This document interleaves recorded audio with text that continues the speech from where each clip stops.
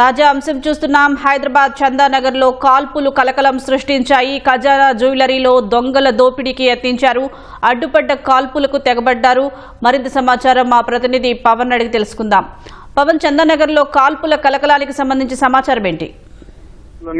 ఖజానా జ్యువెలరీలో అయితే కాల్పుల కలకలం చెలరేగింది. ఉదయం 10 గంటల తర్వాత షాప్ ఓపెన్ చేసిన కాసేపటికే దుండగులు వచ్చి కాల్పులు జరిపినట్టుగా కూడా తెలుస్తుంది. అయితే ప్రతిరోజు కూడా ఖజానా జ్యువెలరీ 10 గంటలకు ఓపెన్ చేసిన తర్వాత మేరకు సిబ్బంది అంతా కూడా ప్రతిరోజు ఒక మీటింగ్ ఏర్పాటు చేసుకుంటారు. సో ఇవాళ కూడా 10 గంటలకి మీటింగ్ జరుగుతుండగా 10:40 ప్రాంతంలో మొదటగా ఒకరు లోపలికి వెళ్లారు, ఒక దుండగుడు.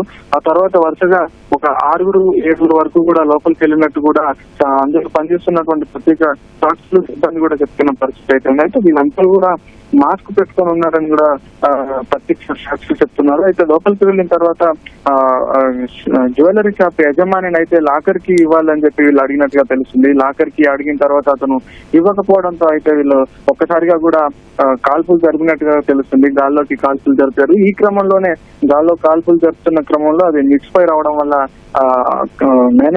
అసిస్టెంట్ మేనేజర్ సతీష్ కి అయితే అతని తొడ భాగంలో ఈ బుల్లెట్ తగలడంతో అయితే తీవ్ర గాయాలయ్యాయి. వెంటనే అతని ఆసుపత్రికి తరలించారు. ప్రస్తుతం అయితే జ్యువెలరీ మేనేజర్ సతీష్ అయితే ఆసుపత్రిలో చిక్కుతున్నాడు. ఇంకా ఇది ఘటన జరుగుతుండగానే పోలీసులకి సమాచారం ఇచ్చారు సిబ్బంది. వెంటనే అక్కడికి పోలీసులు కూడా చేరుకున్నారు. ఈ క్రమంలోనే నిందితులంతా కూడా పారిపోయిన పరిస్థితి ఉంది. అయితే ఈ ఘటనలో మొత్తం లోపల ఫర్నిచర్ ని ధ్వంసం చేయడం గానీ,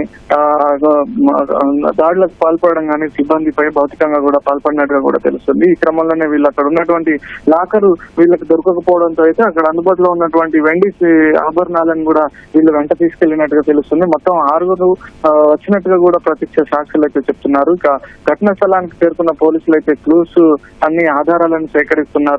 ఇప్పటికే 10 బృందాలు కూడా ఏర్పాటు చేశారు సైబరాబాద్ పోలీసులు. 10 బృందాలు కూడా నిందితుల కోసం గాలిస్తున్నట్టుగా కూడా ఇప్పటికే పోలీసులు తెలిపారు. అలాగే జిల్లా సరిహద్దుల్లో కూడా ఇటు పోలీసులందరినీ కూడా అలర్ట్ చేశారు. వాళ్ళని ఎక్కడికి అలర్ట్ గా ఉండాలని చెప్పారు. అయితే జ్యువెలరీ షాప్ లోకి వెళ్ళి లాకర్ కి అడిగిన తర్వాత లాకర్ కి ఇవ్వకపోవడంతో అయితే ఈ దారుణానికి ఒడిగట్టినట్టు కూడా తెలుస్తుంది.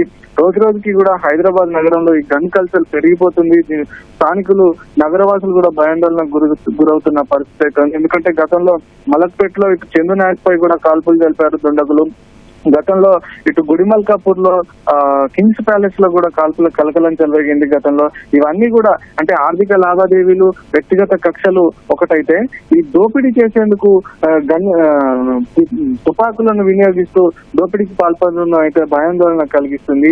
అయితే వీళ్ళ నిందితులంతా కూడా ఎక్కడి నుంచి వచ్చారు, ఎవరు ఎప్పటి నుంచి రెక్కి నిర్వహించారు ఏంటి అనేది అయితే తెలియాల్సిందే. అయితే ఈ రోజు ఉదయం కూకట్పల్లిలో కూడా ఒక చోరీ అయితే జరిగింది. ఆ చోరీ కూడా ఈ నిందితులు చేసినట్టుగా కూడా పోలీసులు అయితే అనుమానం వ్యక్తం చేస్తున్నారు. మరి ఆ చోరీకి సంబంధించినటువంటి నిందితులు వీళ్ళు ఒకటైనా కాదా కూడా తెలియాల్సి ఉంది. వీళ్ళ కోసం అయితే ప్రస్తుతం 10 బృందాలు అయితే పాలిస్తున్నాయి. త్వరలోనే పట్టుకుంటామని చెప్పి కూడా పోలీసులు చెప్తున్నారు. అయితే వీళ్ళంతా ఎవరు, వీళ్ళకు గన్లంతా ఎక్కడి నుంచి వచ్చాయి ఏంటి అనేది కూడా ఆరా తీయాల్సి ఉంది. అయితే వచ్చినటువంటి 6 వ్యక్తుల చేతుల్లో కూడా పిస్తోళ్లు ఉన్నట్టుగా కూడా ప్రత్యక్ష సాక్షులు చెప్తున్నారు. అయితే వీటన్నిటికి సంబంధించి కూడా పోలీసులు త్వరలోనే పూర్తి వివరాలు వెల్లడించే అవకాశం ఉంది. ప్రస్తుతం అయితే పోలీసులు జ్యువెలరీ షాప్ లో ఆధారాలు అయితే సేకరిస్తున్నారు. త్వరలోనే నిందితులను పట్టుకునే అవకాశం అయితే కనిపిస్తుంది. ధన్యవాదాలు పవన్.